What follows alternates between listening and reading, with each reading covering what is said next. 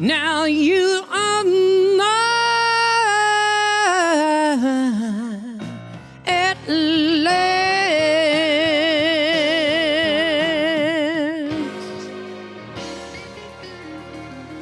Emma Taylor, ladies and gentlemen. Thank you very much. My name is Terry Fator. This is Emma Taylor. Today she turned 12 years old. Now, Emma, what do you want for your birthday? Oh, Terry, I want something so impossible. I don't think it will ever happen in my lifetime. What's that?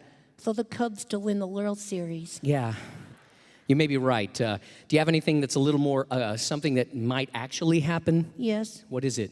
To one day meet One Direction. You want to meet One Direction? Oh, yes. That Harry Styles is so dreamy.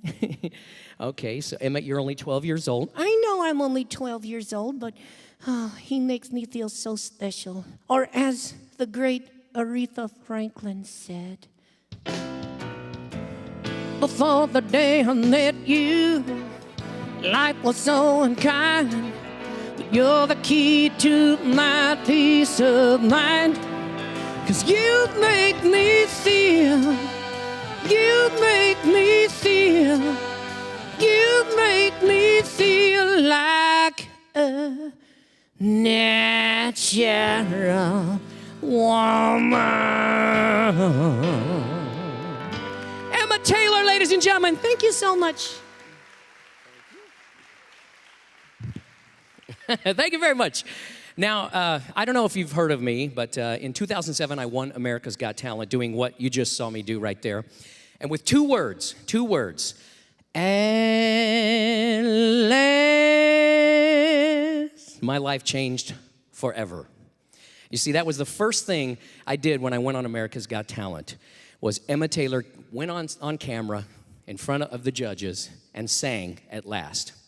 But I'll tell you what, the process from becoming a ventriloquist when I was 10 years old to learning that I could do that and putting it on television and having my entire life turn into a whirlwind in a matter of a year and a half. I went from complete obscurity. I was playing elementary schools. I was playing county fairs.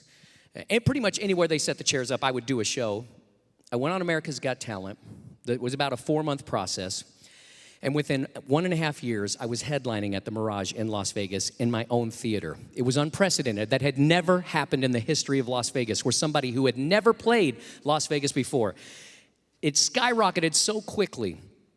But I'll tell you what, it was a overnight sensation that took 42 years to accomplish.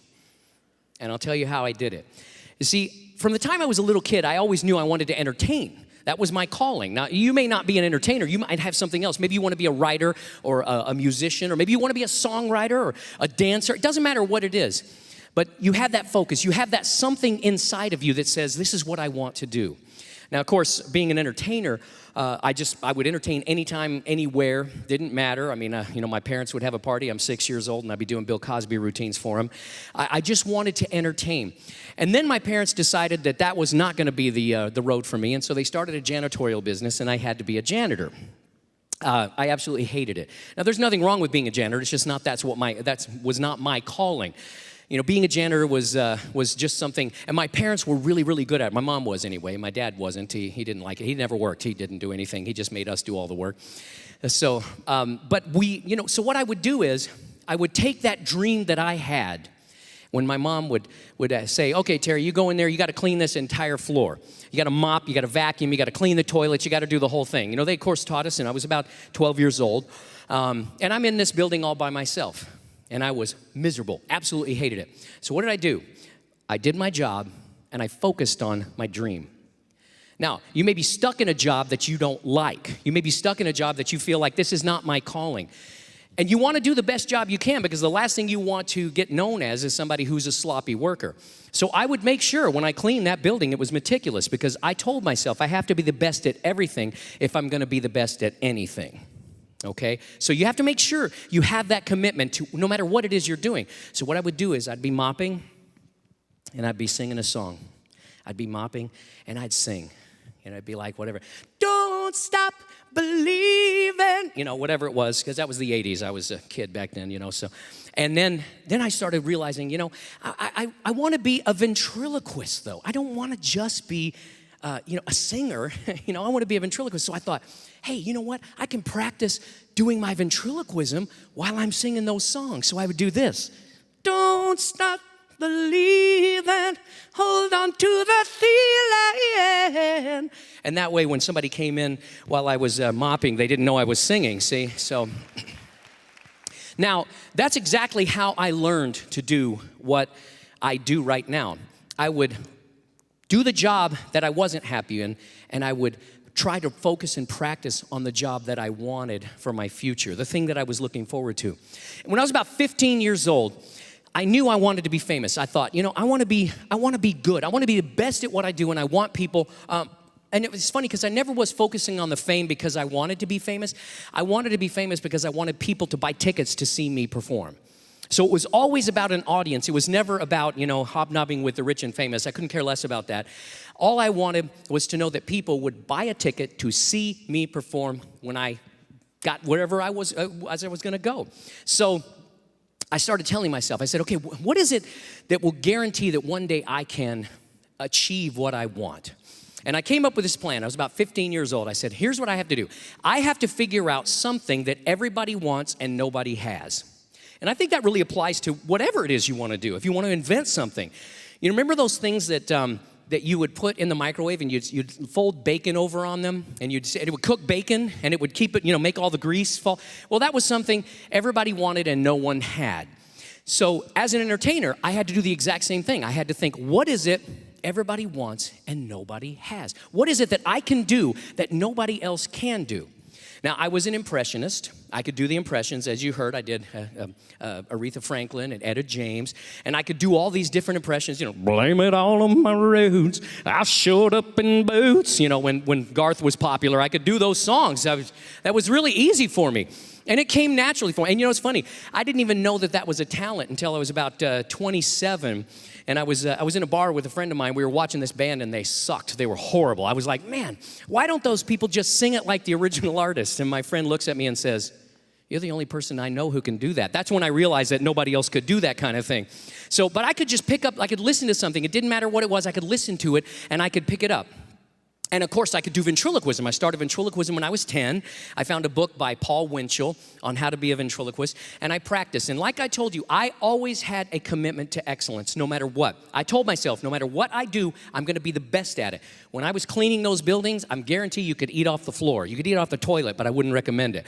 But I made sure everything I cleaned was spick and span, spotless and perfect, because I had a commitment to excellence in everything in my life, and that included ventriloquism. And then in 2005, I went to see Danny Gantz perform. Anybody heard of Danny Gantz from Las Vegas? Remember, he was an impressionist? And it was amazing. He was doing all these impressions, and every time he went into a different impression, people cheered and laughed, and they were having a blast. And then I thought, I can do that. I can be a Vegas entertainer. But then, I didn't want to be just a cheap knockoff, I didn't want to be, I wanted to be original. I wanted to be Roger Staubach, not Tony Romo. Anyway, so we don't have any football fans here? Okay, whatever. So I'm a Cowboy fan, so I was born and raised in Dallas, so I'm allowed to tell that joke. But anyway, no, I wanted to be something totally different. And then I realized something. I realized, what if I put the two together? What if I take my impressions of singers and I mix it with my ventriloquism? And that's exactly what I did. And then I worked on that for 2 years, auditioned for America's Got Talent in 2007, and it was the biggest surprise to me that I won the show. I never thought a ventriloquist could ever win that show, but it really was finding that thing that nobody knew they wanted, that they did want. And it was, people didn't realize that they wanted to see a ventriloquist do impressions. But when I did it, they said, hey, that's pretty cool. And now they buy tickets to see my show in Las Vegas. Now, there's something that I like to do in Las Vegas, and I'm going to do that now. So I need a wife to volunteer their husband for me real quickly, just for a moment. Somebody volunteer their husband. Which one? The guy that's hiding? Okay, let's get him. Come on up. You are married. Is your wife here? Is his wife here?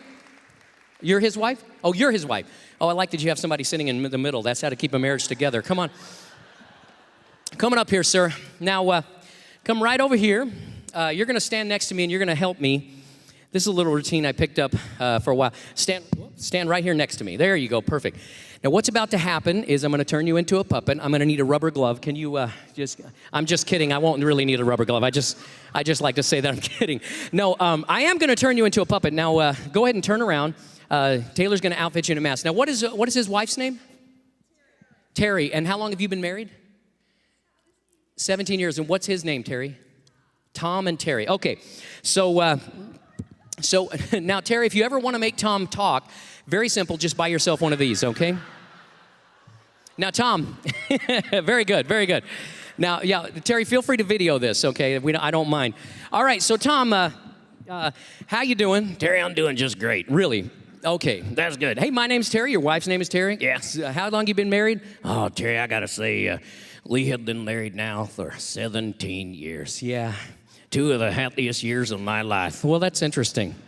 So anyway, so let me ask you, Tom, if you were looking back on your life and you would think there was one thing you've always, your entire life, wanted to do in front of this audience tonight, what's the one thing you've always dreamed about? Oh, Terry, I have something I've always dreamed about. What is that? You know, Terry, I've always wanted to dress like Dolly Parton. Really? Yeah. That's incredible. So you've always wanted to dress like Dolly Parton, Tom? Yes, I have. That's amazing. Well, that's fantastic. Well, listen, we can do this. So go ahead and turn around, and Taylor's going to outfit you in a dress. Now,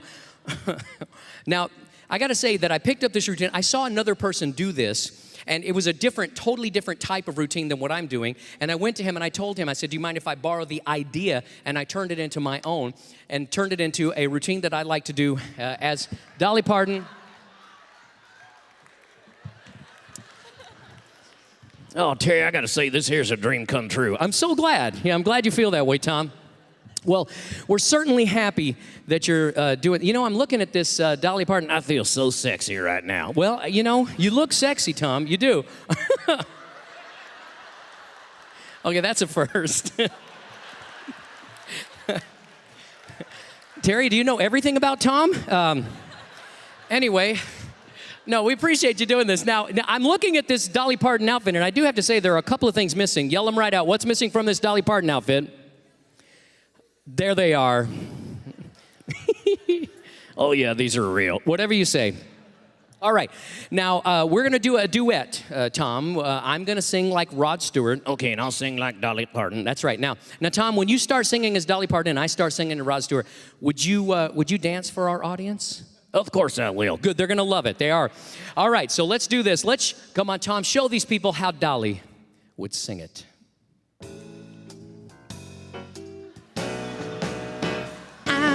Really can't stay, baby, it's cold outside.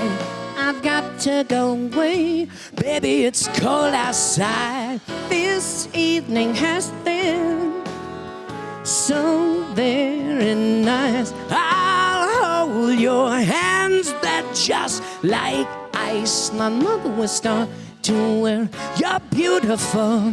And my father will be pacing the floor. Listen to that fireplace roar. Really, I let it scare it. Baby, what's your hurry? Well, maybe just a half a drink. Ma, put some records on while I pour. I can't stay, baby, don't hold out. Baby, it's cold outside.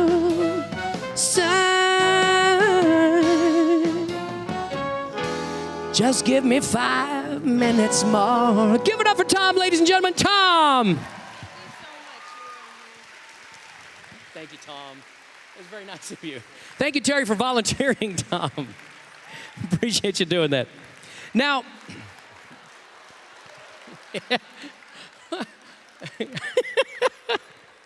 he did a great job. Now, what I did was, I saw a person perform with just the bottom half of a mask. And this is another good lesson because I went to this person. I didn't just take the idea and steal it. I went to this person and I said, listen, I love what you did. Do you mind if I take this and kind of do my own thing? Now, you don't have to actually do that. It's just sometimes when entertainers get kind of jealous of their own ideas.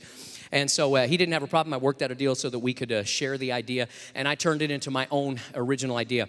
You know, a lot of people ask me for advice. You know, I told you it was a 42-year process to become an overnight sensation, an overnight success. And a lot of people ask me, what's the advice that you would give to anyone? And I'm gonna give you that advice now. Now I want you to listen carefully to it.